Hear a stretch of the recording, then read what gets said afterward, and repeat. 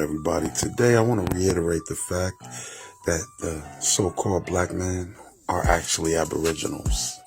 And aboriginal people, or who you would call Negroes today, are the original people everywhere. So it's kind of ridiculous for other people to try to tell us who we are and who we aren't when they absolutely came much later. Much later in time. But watch this. Because the God made a man named Adam 6,000 years ago. But today, the Honorable Elijah Muhammad teaches us that man, Adam, was a white man. But before Adam was made, the black man was already here. And that's not easy, that's not hard to see. The black man always sees, the white man will even tell you that. Because he refers to Adam as the first one. He refers to the Adamites as those who came from that first one, and he refers to the pre-Adamites as those who were here before Adam. Right or wrong? Those people that were here before Adam. And he always refers to these people as aborigines, which means what? Black folks.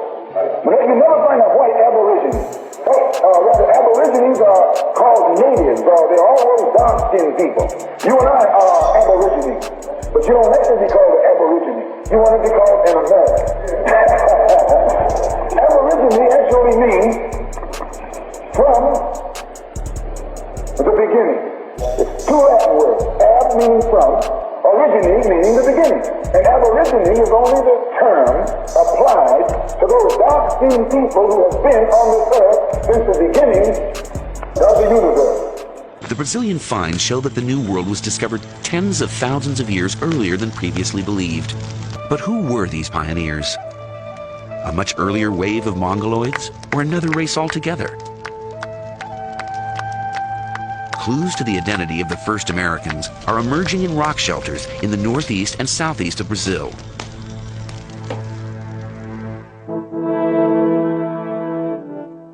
Archaeologists there have recently unearthed human remains. Prehistoric skulls were found buried in layers of soil 9,000 to 12,000 years old. They are the oldest skulls in the Americas, and this is the oldest of them all. The skull of a young woman nicknamed Luthia by scientists. Can she tell us who the first Americans were? Walter Neves is a physical anthropologist at Sao Paulo University in Brazil. He's been using a standard and reliable archaeological measure, the shape of the skull, to find out what race she belonged to. 91. He fully expected Luthia to be a Mongoloid, but then he fed the measurements into the computer. When we started running the computer and seeing the results, it was amazing because we realized that the statistics, the quantitative analysis we were doing was not showing these people to be Mongoloid. In fact, the analysis was showing these people as anything except Mongoloid. So who was Luthia? And where did she come from? To find out, the skull was taken to a hospital in Rio de Janeiro to begin the process of reconstructing her face. The first stage was to make a three-dimensional CAT scan of Luthia's skull in order to build a replica. The cast was then given to Richard Neve of the University of Manchester in England, one of the world's leading forensic artists, to recreate her features.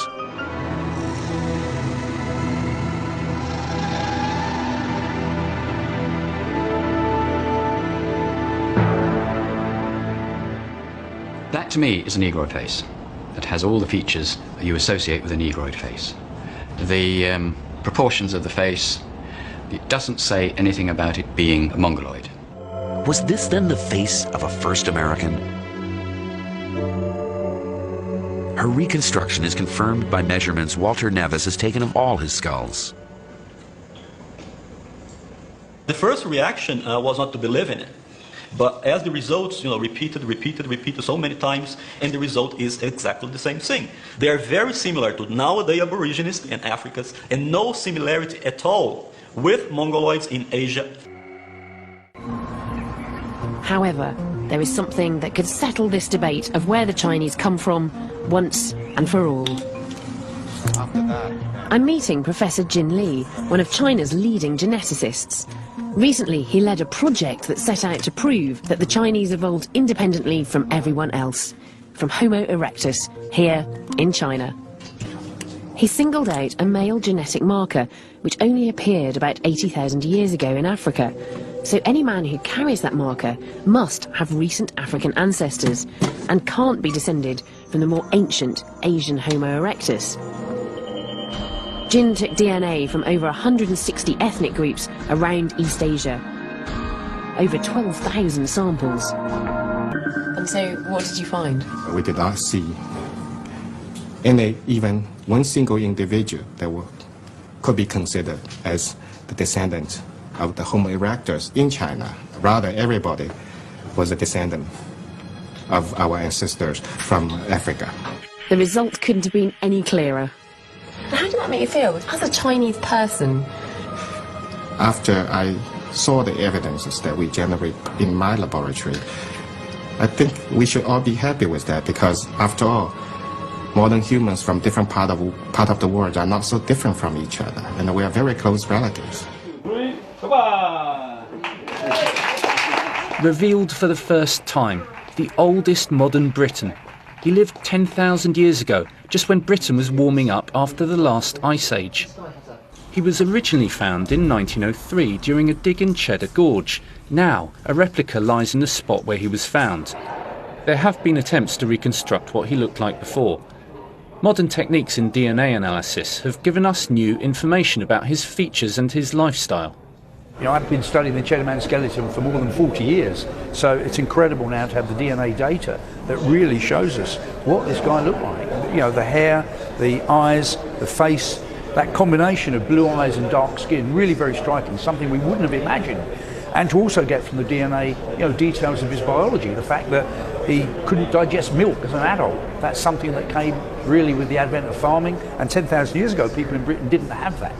But the CT scan has one more surprise for Alejandro: Shamai's ethnicity. Well, they have just told me that Shamai had Nubian features, which means that their ruling family was probably Nubian, and that was unexpected. Examining Shamai's anatomy closely, the thickness of his bones and the shape of his nasal cavity, the anthropologists think he was a black African, likely from neighboring Nubia. A huge revelation that challenges the prevailing image of the Egyptian ruling class. We always thought the ancient Egyptian elites were Mediterranean type, and in this sense, Shamai is representing the society of the frontier, in which different ethnic groups were mixed. At the end, it doesn't matter the color of your skin. Shamai was Egyptian. So listen, it's ridiculous for any of us to argue with anybody that's not us about who we are and where we come from. We're not all from Africa. Matter of fact, the term African is a problem, because that is not really for the people of Africa. That is for the people who came to Africa, and then they want to impose that same term on us, while the people that's actually in Africa don't call themselves African when they talk to each other.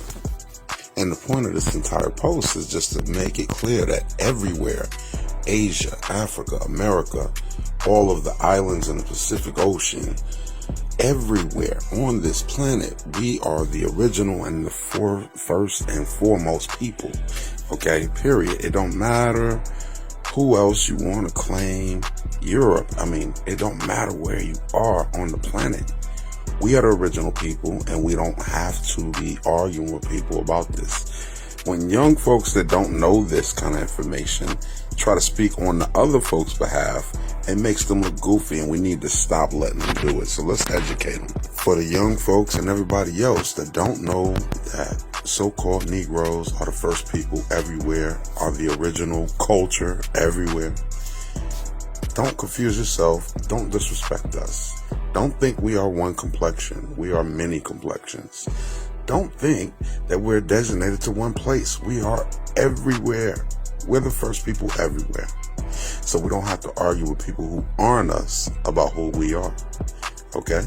And we need the young folks to understand that. And then everybody else can get it in due time. But just for y'all to know, there's no reason for us to be upset. We just don't need to play with them. We're going to always show up and show out. All right? Until next time, y'all. are either lazy, stupid, or arrogant. Those are the only 3 reasons anyone's poor. Think. The problem is not how to make money. The problem is how much time you have, because there's endless business ideas. There's money everywhere. There are 3 keys, I believe, to making money. First one's perspicacity. Most people go through life and they do not pay attention. I've said this before and I want to stick by it because it's so important. You need to pay attention to every single time you spend money, because you cannot make money. You're not the Federal Reserve, you're not a government. Governments make money. All of us take money from somebody else or a business or a government. We take money from other things. So the easiest way to learn how to get good at taking money is to pay attention to every time someone takes money from you. So next time you buy a coffee, don't just buy the coffee and drink it and think nothing of it like every brokey. Don't do that. Say, okay, why am I buying this coffee? Okay, I want a coffee. Why am I buying here? Well, this is on my way to work. Is there any competition around? Do I also want breakfast? Do they sell breakfast? No, they don't sell breakfast. They could probably make some more money there selling breakfast. Anyway, I walk in, there's a long line. Why is there 1 member of staff? I'm low on time. I'm about to leave and not buy the coffee. They're about to lose money because it's taking too long. Most of the people in this line are businessmen. Why is there not a cute girl behind the counter? I bet if they paid a cute girl a little bit more, they'd still make a bunch more money because people come in here to talk to her. Think. And then what you'll do is, as you go through life, every time you spend money, is you'll realize the problem is not how to make money. The problem is how much time you have, because there's endless business ideas. There's endless ideas. I walk into a coffee shop, and by the time I've walked out, I already know exactly how to open up next door and outcompete them head to toe. I already have worked out how much is the rent, where are they fucking up, what are they not selling they should be selling, what are they doing good, what are they doing bad, this chair's too hard, I'll wreck them. And I'll send it, and now my network is so powerful, which is the second point, network, I can send a few messages on WhatsApp and make a bank transfer. And 2 months later, there's a brand new coffee shop next door with my name on it, put them out of business. So the first thing is you have to pay attention. Because if you pay attention, you'll start to learn that money is everywhere. Every building is owned. These are skyscrapers, bro. Billions. Every apartment nowadays is a million. You drive down a street in London, you're driving past trillions of dollars. There's money everywhere. It's all around us. When I was broke, I thought that the world was broke. I thought that there was no money. And then I got rich and realized that I was completely and utterly wrong. There's so much money. It's everywhere. If I go to try and buy a plane or a jet, they're always sold out. My yacht is a fucking 6-year waiting list. I want a Bugatti, they launch it, the email comes to my email address, 2 minutes later, gone. Like, there's so much money. If I want a diamond watch, or a $1 million watch, or $1 million Rolex, you can't get this stuff. There is so much money out there. Once you get to a certain echelon, you realize there's money fucking everywhere. So there's plenty of money in the world. People with no money are just not very good at taking it. So you need to start paying attention.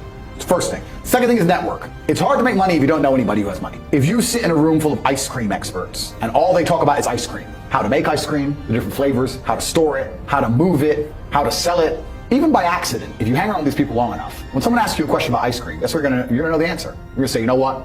That's because it's pistachio and that needs to be 2 degrees higher than chocolate. And you're gonna look like a smart ass. So if you sit in a room full of people who are making a bunch of money, everyone understands this. Your network